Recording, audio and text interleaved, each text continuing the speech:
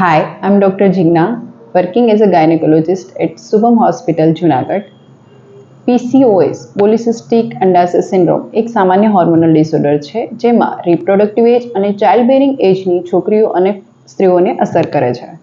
PCOD એ હોર્મોન્સના અસંતુલનના લીધે metabolic as well as મલ્ટીફેક્ટરિયલ ફેરફાર જોવા મળે છે, જેમાં અનિયમિત માસિક તંત્ર, વજનમાં ફેરફાર, અતિશય વાળ વૃદ્ધિ કે જેને મેડિકલ ટર્મમાં હિર્સુટિઝમ કહીએ છીએ, ખીલ અને તૈલી ત્વચા, અતિશય વાળ ખરવા, ગર્ભધારણ થવામાં મુશ્કેલી જેવા લક્ષણો જોવા મળે છે અને સાથે સાથે મૂડ સ્વિંગ અને હતાશા બી જોવા મળે.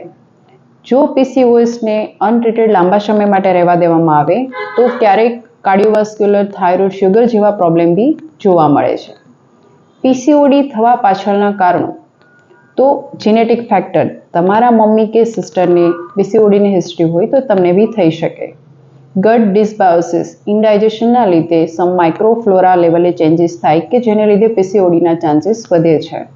Environmental factor, second factor obesity is also main factor, અને હોર્મોનલ ઇમ્બેલેન્સ.